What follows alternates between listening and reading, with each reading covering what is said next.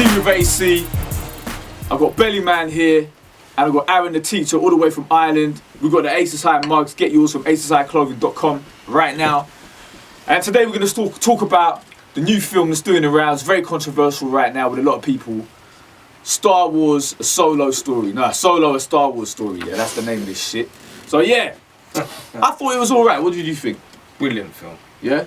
It's good. It's a good watch considering that the last one that come out was absolutely dog shit. turd.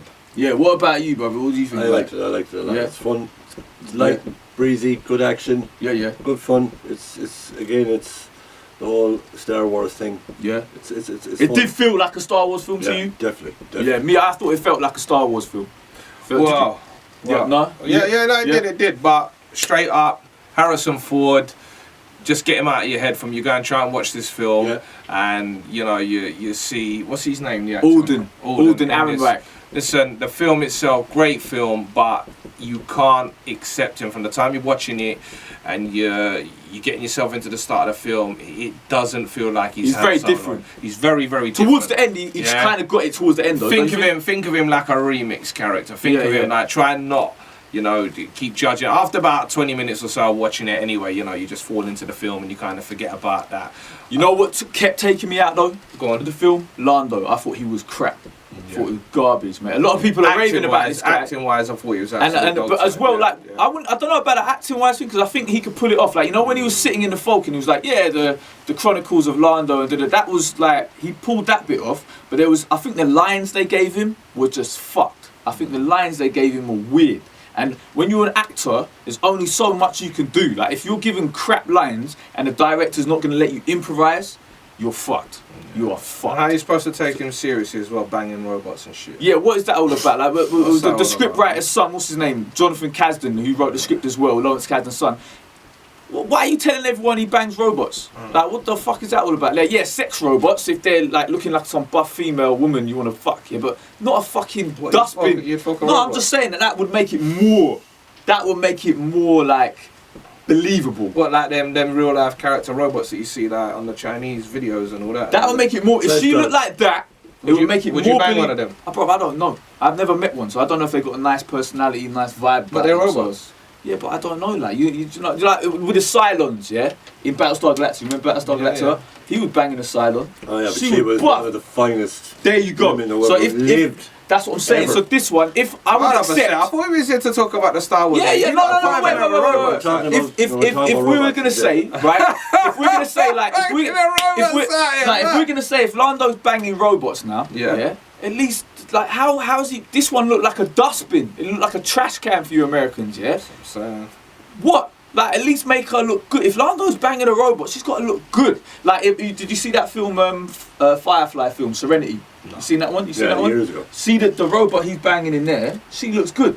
Like you got to make her look Serenity, good. Hold on. Is that the film where the guy brings her off to like a desert sort of island thing, and he's got her in this room and. She's got the bald head and all that. I don't know what fucking film that is. What film is that? What? Go on, keep talking. Yeah. It's like some bald-headed film, and in the end, she ends up keeping him in this. Like he's got this like a lock-up gaff, yeah. And by the end of the film, she ends up having him locked up as the robot. She outsmarts him and ends up leaving the island. Ex Machina. That's the one. Oh, that's the that. one. Yeah. It's quite good. Yeah. The actual theory of the film. You watched it? Yeah. I've seen a bit of it. Yeah. It's what? Check that one out. I actually was quite locked to that. The film. Yeah. What you call it? Say Ex Machina. So you thought this was better than Last Jedi then? Last Jedi that's the one that I was saying. It was crap, innit? Like the last Star Wars film coming to cinema. Yeah. That one was so crap that I remember sitting there for 10 minutes watching it.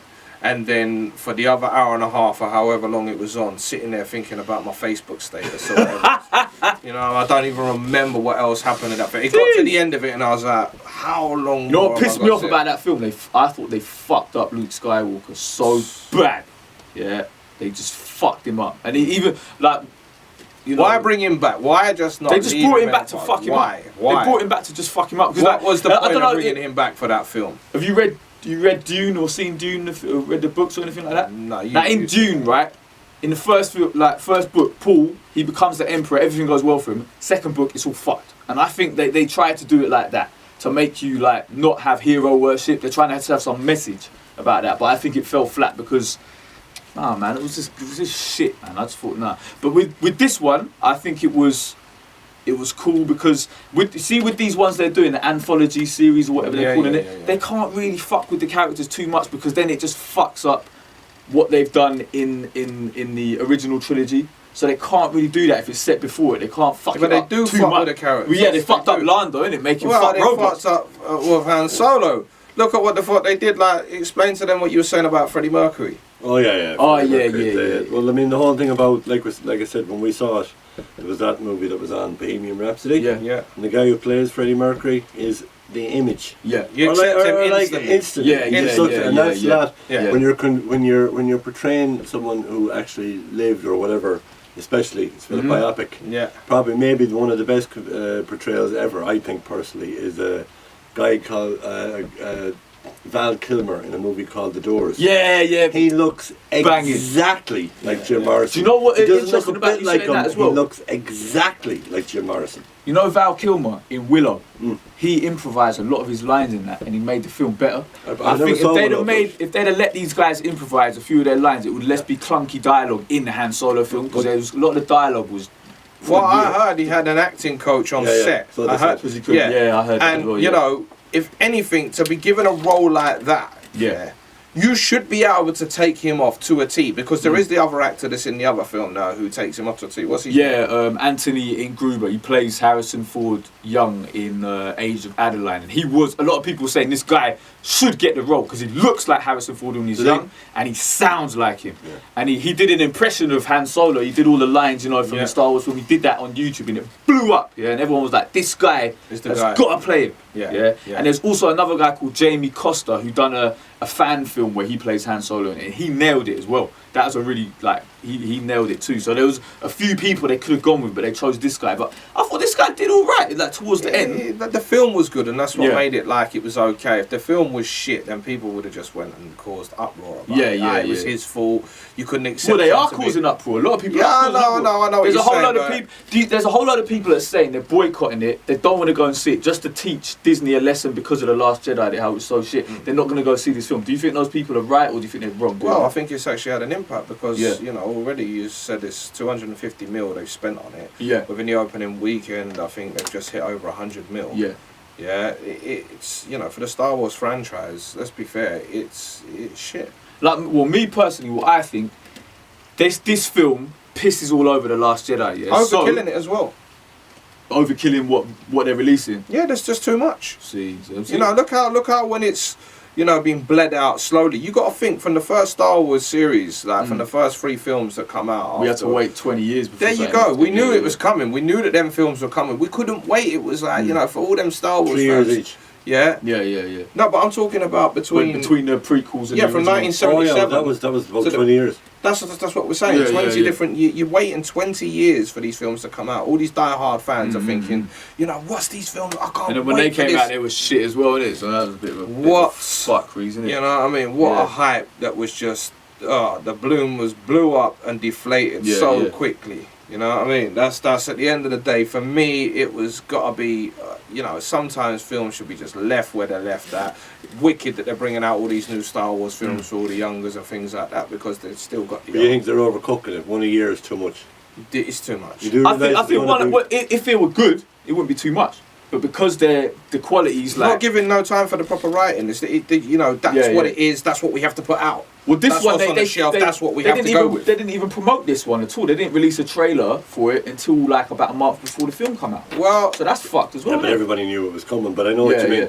Well, he was just going to ask though. He was just about to say, how do we feel about a Star Wars coming out for the next 10 years, a new film? Because there is going to be a new. I won't mind as long as they're good. I won't mind. But if they're crap, then I don't like it. I want something good. Like with The Last Jedi, I thought it was crap. I didn't even see it in the cinema because I saw the trailer and I just thought this is shit. And then I saw it on DVD, and I'm glad because I kept going out making cups of tea, kept pausing it. I was really bored. And then like this Rey character, I thought she was garbage. Like, what the hell? Who is this bird? They ruined this Finn guy, made him into just some idiot, and then Poe, who was just an idiot as well. And it's all just, they've made Luke a prick. They made Leia just ineffectual, just whatever. It was just garbage, man. But Force Awakens, I liked it in the cinema. I thought it was a bit weird. And then when I saw it again on Netflix, I thought, nah, this is garbage. It's absolute garbage, bruv. Like, they just pissed it all away. You know what I mean? So like, but this Rogue One I thought was good, and I thought this Han Solo one is better. It's like it's on the right kind of lines what they should be kind of doing, but I think they just miscast it. I think Billy D. Williams as Lando in the old films pisses all over this guy. This guy he ain't got it. You know, like in Bugsy Malone, he ain't got it. He ain't got it. What's your opinion then on from being an old school, you know, being there from the older films to, you know, these newest films? What's your opinion on the CGI? Do you prefer having the CGI involved with it, or do you prefer the old school style of costumes? And I like the old costume thing, man, because like with the CGI thing, sometimes they do it too much and they don't look like they're in the same environment. Like if you watch the prequel films now, they look like a computer game. They don't look like a film. It looks like a computer game because the backgrounds, you can tell they're superimposed on it. Everything just looks weird. Whereas like this new ones, at least they're using some practical effects again. But for me, it's more about the story. If the story is good and the script is good and the actors pull it off, that's wicked. But if they don't, then it's just shit anyway. It doesn't matter how the effects are. The best way to sort of describe it is you know, my favourite of the franchise has got to be Return of the Jedi. The original Return of the Jedi.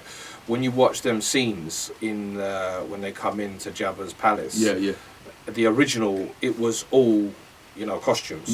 All of it, and then years later they remastered it and they put in the CGI effects, and it stands out so much. You can see weird, isn't it? Every bit of CGI that's in there. It's like, why did you bother ruining? They put that weird beak on that Sarlacc. They put that beak thing. Like even the band, and it was like, why ruin a masterpiece? And it's like they just haven't learned from, as the years have gone on, what to do and what not to do with all the errors they've done, and all people like us doing these little interviews and saying, look, why are you doing that crap? So what do you think of that droid L3? L3 is I thought she was shit. To be fair with you, nothing much. Just a mouthy fucking... What did you think of the one before, the big ball thing? What was that? Ball thing? I thought he was alright. What was the name of that droid? BB-8. BB-8. He's alright. I thought, what's that tall droid in Rogue One, K2SO? He was good. He was like a cynical prick, and he played it well. Her, I think that the delivery of the lines is the problem. Her delivery of lines is really shit, and it kind of fucks the character up even more, makes you just glad when it's dead. But, you know, like, it was just a bit mad. And I didn't get why the woman blew herself up on the bridge. I thought that was dumb. And there ain't really no baddie in this one. I know Woody Harrelson's doing these things, but it's like, there ain't no Darth Vader, there ain't no Darth Maul, there ain't no...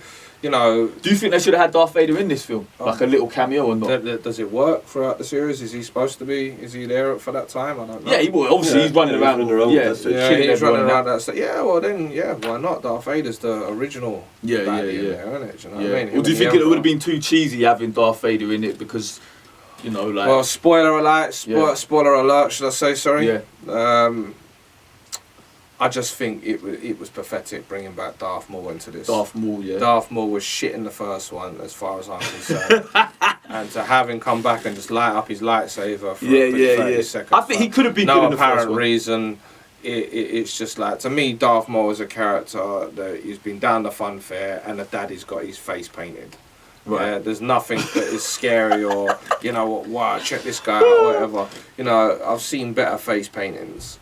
Right, okay. So, you know, I thought Darth Maul was cool, but they cut him in half too quick, and he didn't really get his time to shine. And I think that's why they brought him back, because people liked him, and he didn't get to do anything. Like, they've had him in their cartoon, that Rebels series. He's in that, and he does quite a lot, and that's why they put him in this, because he's the manager of that Crimson Dawn thing, innit? He's the boss, so that's why they put him in. What did you think about the bird in it, Kira, the girl?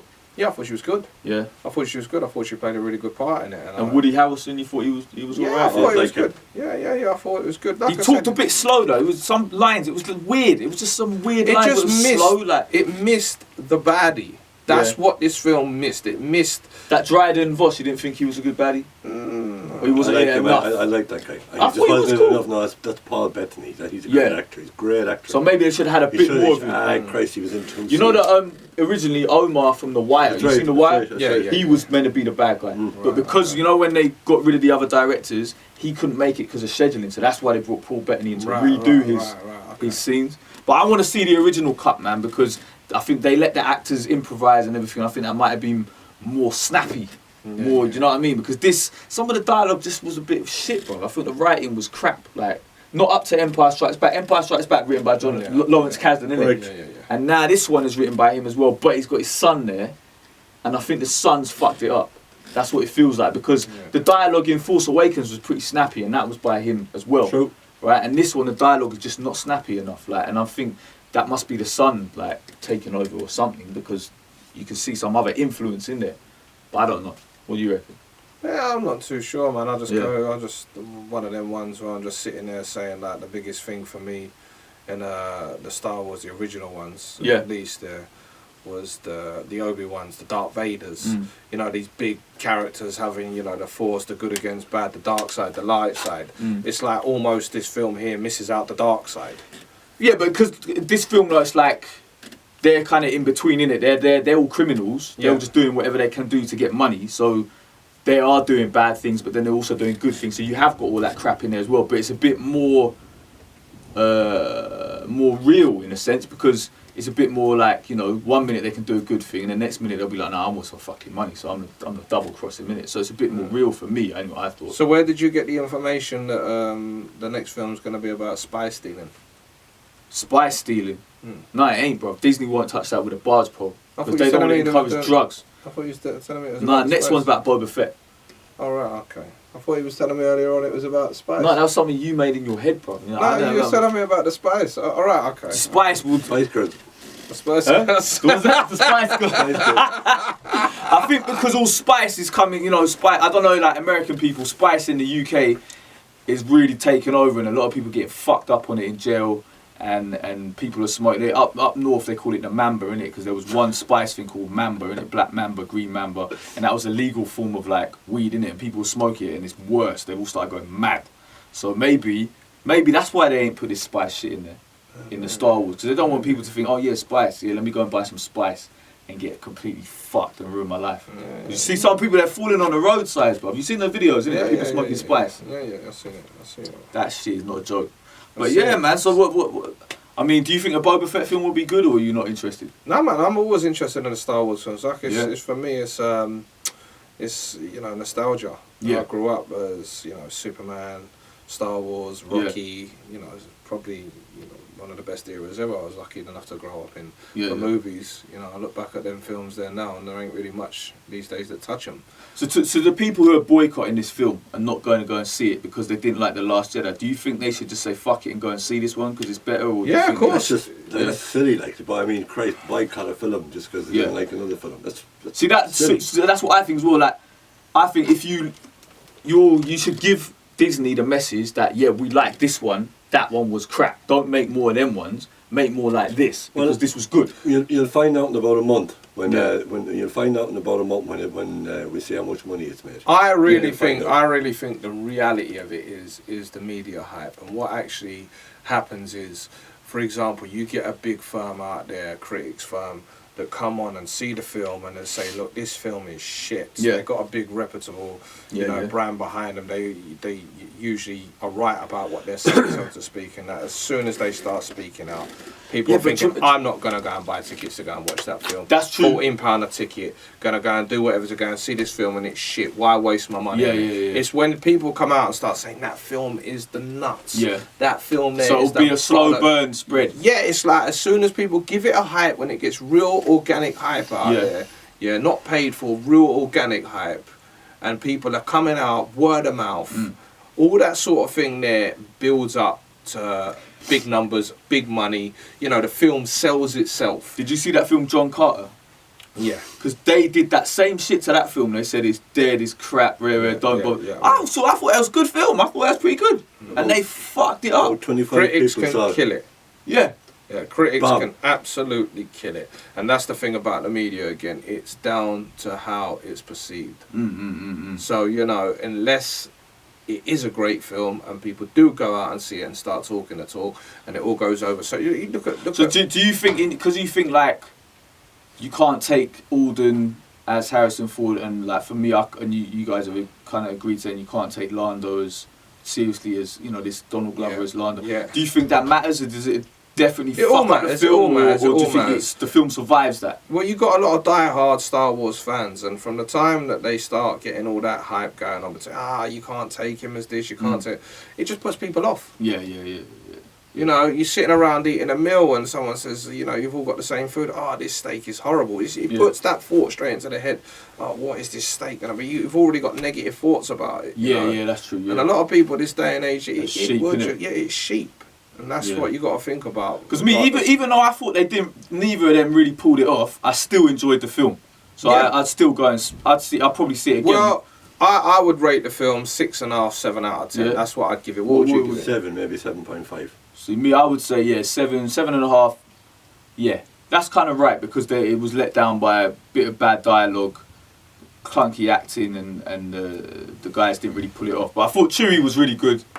I thought him and Han relationship was good as well. I enjoyed that. Yeah, no, there's some great highlights of the films. One of them is what you just said there, Han actually meeting up Chewie for the first time. How they meet up is a good, scene in there. There's a couple of minutes of great action in that. On top of that as well, there's some really good space wars. The action scenes were good. Yeah, the action scenes were really, really good. There was a couple of shots in there. You see the Millennium Falcon before it gets into the state we've known it to be in. I thought the I didn't think the main problem with me was Lando. They made him out to be a dick. I don't think he was a dick like that in Empire Strikes Back or Return of the Jedi. I think they fucked him up, and that was my main problem. But the rest of it I could handle. I thought it's cool, isn't it? Yeah, when he was perving with the robot, it was a bit of a weird. He didn't really do that. He didn't really do that. She kind of mentioned it, innit? It just didn't. It's like a relationship with a robot. Like, I think the son, Jonathan Kasdan just fucked he fucked up a lot of shit because people don't want to bring their kids to see that now because they think my man's gonna be fucking a robot. Yeah. So well, there you go. They don't want to see that shit. But yeah. Overall, go and get yourself the tickets. Go and check it out for yourself. We all think the film's all good. We I liked it, man. to go and check it out. Out to all the Star Wars fans out there. Big it up. Definitely. Get your teacups as well, yeah?